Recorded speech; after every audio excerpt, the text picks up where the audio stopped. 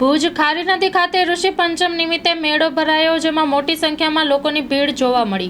Story report by દર્શન મહેતા. જય ભૂતનાથ મહાદેવ. મારું નામ છે દીપક વાલજીભાઈ ત્રિવેદી.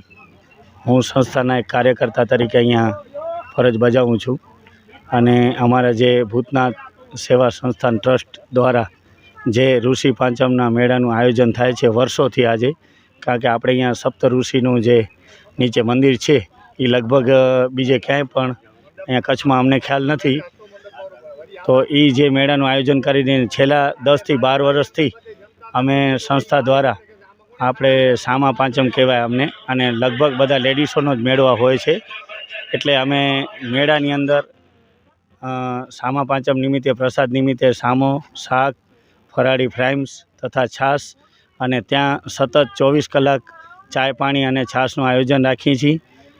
અને બાકી સેવા સંસ્થાન ટ્રસ્ટ દ્વારા તથા અહીંયાના જે બધા મુખ્ય કાર્યકરો છે એ બધા ખૂબ સારી મહેનત કરે છે. અને પબ્લિક પણ જે પહેલે 5,000 થતી એ અત્યારે 50,000ની આજુબાજુ પહોંચવા આવી છે, અને 10 થી 12,000 લેડીસો અમારે અહીંયા પ્રસાદ પણ લે છે.